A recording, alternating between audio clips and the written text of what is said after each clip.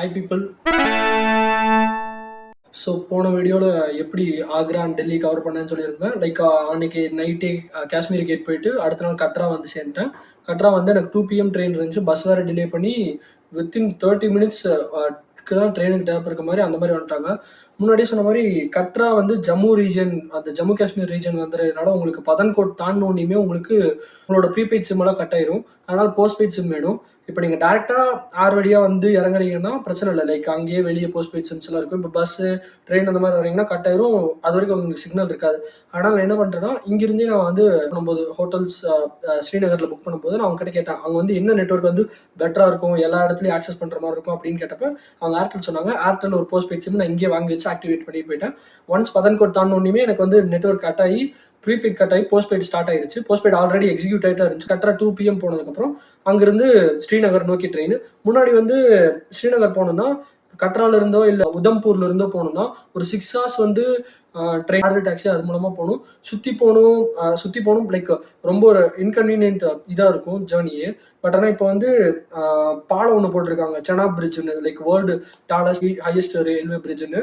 அது போட்டதுனால இப்போ பார்த்தீங்கன்னா ஜஸ்ட் 3 hours வந்தே பாரத்தில் வந்து கவர் பண்ணிடுவோம். லைக் அதோட ப்ரைஸ் சார்ஜஸ் வந்து 1100 சம்திங் இருக்கும். இப்போ நான் கரண்டான ப்ரைஸிங்கை நான் போடுறேன். Like normal CC class, executive class இன்னும் கொஞ்சம் ஜாஸ்தி. நான் சிசி கிளாஸ் போட்டிருந்தேன். லைக் அதுவுமே நீங்கள் போடும்போது அந்த ரிசர்வேஷன் டிக்கெட் தான் கொஞ்சம் ஈஸியாக கிடைக்கும். லைக் 2 months முன்னாடி அட்வான்ஸாக புக் பண்ணுறதா பெஸ்ட்டுன்னு கேட்டால், நீங்கள் எப்போ போகிறீங்களோ அதுக்கேற்ற மாதிரி பிளான் பண்ணிக்கோங்க. ஏர்வேஸ் டிக்கெட்னா லைக் நீங்கள் சென்னையோ கோயம்புத்தூரோ இங்கிருந்து டெல்லி போயிட்டு டெல்லியிலிருந்து ஸ்ரீநகர் போகிற மாதிரி தான் பார்க்கணும். பட் ஆனால் ட்ரெயின்னா இதுக்கு ரொம்ப கன்வீனியன்ட், சீப் அண்ட் பெஸ்ட்டாக முடிச்சிடும் கட்ராக்கு.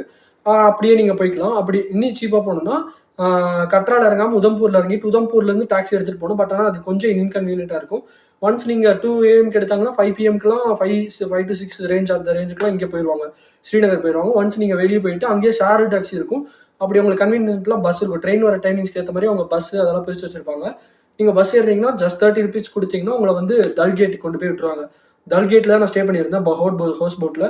ஒரு 6 நாளைக்கு நெக்ஸ்ட் 6 நாளைக்கு அங்கே தான் தங்குற மாதிரி இருந்துச்சு. அவங்க கிட்ட பல்காக பேசி 1 நைட்டுக்கு ஒரு 6 nights அந்த மாதிரி பேசுனதுனால 500 சொல்லியிருந்தாங்க. ஆனால் ஃபைனலாக ஒரு 6 நைட்டுக்கு 2400 அந்த மாதிரி சார்ஜ் பண்ணியிருந்தாங்க. இடையில ஒரு நாள் நாங்கள் தங்கலை, அதை வந்து நான் பின்னாடி என்ன சொல்கிறேன். ஸோ ஒன்ஸ் நான் போயிட்டு தல்கேட்டில் ரீச் ஆகிட்டு அவங்களுக்கு கால் பண்ணேன். போட் எடுத்துகிட்டு அவங்களே வந்து என்னை கூப்பிட்டு போனாங்க. ஒவ்வொரு தடவையும் நான் இப்போ ஏதாவது வேணும்னா போட் இறங்கி திரும்பி வந்து போகிற மாதிரி இருக்கும். பட் ஆனால் சீப் அண்ட் பட்ஜெட் ஸ்டேக்கு அது ஓகே. நீங்கள் அப்படி வேணும்னாலும் ஆக்சஸ் பண்ணிக்க சுற்றி வர்றதுக்கு வழி இருக்குது, நடந்து வரலாம். பட் அதான் எமர்ஜென்சி ஏதாவது ஹெல்ப் பண்ணால் அந்த காஷ்மீர் பீப்புளே ஹெல்ப் பண்ணுவாங்க. ஆக்சுவலாக காஷ்மீர் பீப்புள்னு சொல்லும்போது தான் எனக்கு நான் வருது. அங்கே வந்து பார்த்தீங்கன்னா லைக் பிளேசஸ் எவ்வளோ பியூட்டிஃபுல்லாக இருந்தாலும் பீப்புள் வந்து அவ்வளோ ஃப்ரெண்ட்லியாக இருப்பாங்க. எப்படி அவ்வளோ ஃப்ரெண்ட்லியாக இருக்க முடியுதுன்னு என்னால் நம்பவே முடியல. அவங்க இப்போ ஏதாவது ஒன்றுனா நம்மளுக்கு இறங்கி வந்து ஹெல்ப் பண்ணுறாங்க. அது நான் ஒரு வீடியோ சொல்லும்போது உங்களுக்கே தெரியும். ஸோ அன்றைக்கி நைட்டு பூரா நல்லா ஃப்ரெஷ் ஆகிட்டு ஸ்டே பண்ணிட்டு, நான் லாங் ஜேர்னிங்கிறதுனால ரெஃப்ரெஷ் ஆகிட்டு ஃபுல்லாக ஸ்டே பண்ணிட்டு அடுத்த நாள் காலையில் ஃபர்ஸ்ட் நான் எந்திரிச்சதும் நான் குல்மார்க் போகலான்னு பிளான் பண்ணிட்டு காலையில் 5 மணிக்கே எந்திரிச்சு கிளம்பிட்டேன். டெல்கேட்லேருந்து நான் ஒரு 5 o'clock கிளம்பி டக்குன்னு போய் ஃபஸ்ட் டாக்ஸி பிடிச்சிட்டு போகணும் அப்படிங்கிற ஒரு மைண்ட் செட்டில் தான் போனேன். போகும்போது பார்த்தீங்கன்னா நான் சும்மா நடந்து போயிட்டு இருந்தேன். யாருனே தெரியல, ஒருத்தர் வந்து எனக்கு லிஃப்ட் கொடுத்தாரு. லைக் அந்த பட்டுமாடு பஸ் ஸ்டாண்டு போய் தான் போனேன். ஏன்னா பட்டுமாடு பஸ் ஸ்டாண்ட் தான் ஹப். அங்கிருந்தா குல்மார்க் வண்டி கிடைக்கும். நான் ஏதாவது பஸ் இருக்கும் அந்த மாதிரி நினச்சிட்டு போனேன். பட் ஆனால் டோட்டலி அன்எக்ஸ்பெக்டட், யாருமே இல்லை. ஒரு மாதிரி வெறிச்சோடி இருந்ததுனால யாரோ ஒருத்தர் வந்தார், வந்து எனக்கு லிஃப்ட் கொடுத்தாரு. அவர் போகிற டேரெக்ஷன் வேற எங்கேயோ, பட் ஆனால் நான் போகிற டேரெக்ஷன் வேற எங்கேயோ. வந்து என்னை கொண்டு அந்த பட்டுமாடு பஸ் ஸ்டாண்டில் விட்டுட்டு குல்மார்க் போகிற டாக்ஸி தான் அப்படின்னு சொல்லி என்னை ஏற்றி விட்டு போனார். லைக் ஆனால் நான் போனப்போ நான் தான் ஃபஸ்ட் பீப்புள். அங்கே வந்து பார்த்தீங்கன்னா டாக்ஸி ஸ்டாண்ட் எப்படி ஆப்ரேட் ஆகும்னா, எல்லாரும் வந்ததுக்கப்புறம் தான் ஏறுவாங்க. லைக் வந்து 10 people அந்த வெஹிக்கிள் ஆக்குபென்சி இருக்குன்னா 10 people ஏற்றிட்டு தான் போவாங்க. ஒருத்தர் லேட்டானா கூட போக மாட்டாங்க. அப்போ என்னன்னா நான் ஒரு காலையில் 6 மணிக்கு அந்த ரேஞ்ச் மாதிரி அங்கே போனேன். கிட்டத்தட்ட 8 மணிக்கு என்னமோ 8 to 9 அந்த ரேஞ்சுக்கு தான் வண்டி எடுத்தாங்க எல்லாரும் ஆக்குபென்சி ஆகி. லைக் போகிறக்கு 250, வர்றதுக்கு 250. லைக் பட்டுமாடு பஸ் ஸ்டாண்டு அங்கே போயிட்டீங்கன்னா டாக்ஸி ஸ்டாண்ட் போனீங்கன்னா அங்கேருந்து ஃபஸ்ட்டு டன்மார்க் கூப்பிட்டு போவாங்க. டன்மார்க்கில் போயிட்டு வீல் வந்து செயின் சுற்றுவாங்க. லைக் போகிற ரோடெலாம் ஸ்லிப்பரியாக இருக்கும் டிசம்பர் மந்தில் அப்படிங்கிறதுனால. அதே நேரத்தில் உங்கள் ஸ்டாப் போட்டு உங்களுக்கான வின்டர் கீர்ஸ் எல்லாம் வேணும்னா வாங்கிக்கலாம். நீங்கள் நல்லா அடித்து பேசணும். நான் வாங்கலை, ஏன்னா எனக்கு ஆல்ரெடி என்னோட கீர்ஸே நெசசரியாக இருந்துச்சு.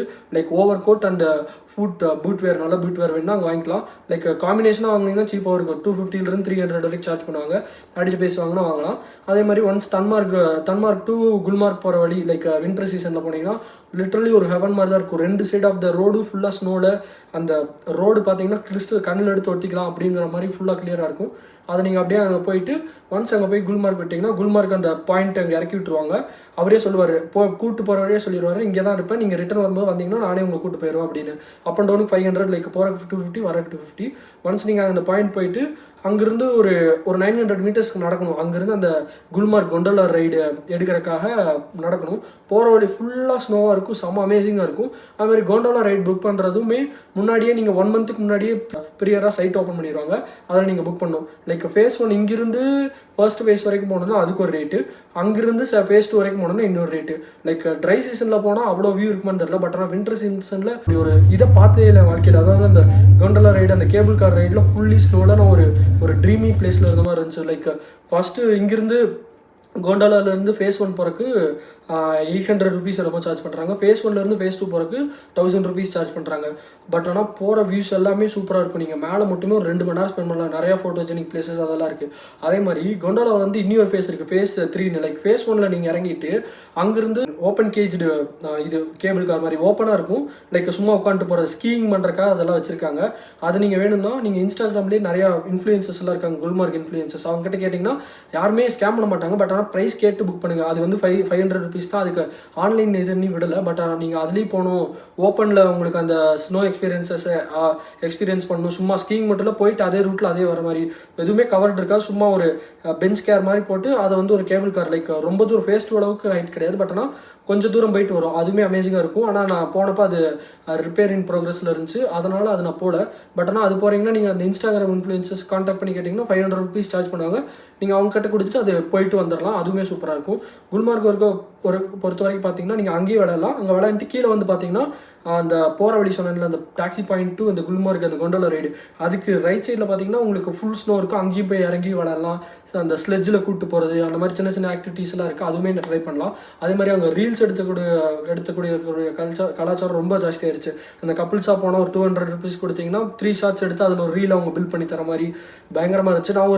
நான் என் டாக்ஸி கேப் கூட அந்த ஃப்ரெண்ட்ஸோட போனதுனால அவங்க கூட சேர்ந்து ஒரு சின்ன ஒரு ரீல் எடுக்கலாம் அப்படின்னு அவங்க என்ன பிரெயின் வாஷ் பண்ணி அவங்கெல்லாம் ஒரு அமௌண்ட் போட்டு எல்லாமே குரூப்பாக பண்ண உங்களுக்கு ரேட் கம்மியில் எல்லோரும் ஈச் 200 கொடுக்குறக்கும் ரேட் கம்மி பண்ணி பேசி குரூப்பாக அவங்க போய் அவங்க கூட ஃப்ரெண்ட்ஸ் ஆகி அவங்க கூட கொஞ்சம் நேரம் நல்லா ஸ்பெண்ட் பண்ணிட்டு அன்னைக்கு ஈவினிங்கே 6 o'clock குல்மார்க்லாம் ஃபுல்லாக சுற்றி பாதி முடிச்சுட்டு ரிட்டன் என் டல்கேட் வந்துட்டேன். அங்கே ஸ்டே பண்ணிட்டு நெக்ஸ்ட் டே வந்து எங்கே போகலாம் அப்படின்னு பிளான் பண்ணும்போது என்னோட ரூம்மேட்டில் ஒரு 6 கேரளா மெம்பர்ஸ் வந்துருந்தாங்க. அவங்களோட என் பிளானை நான் டைப் பண்ணிட்டேன். நெக்ஸ்ட் எங்கே போகணுங்கிற நெக்ஸ்ட் வீடியோவில் சொல்கிறேன்.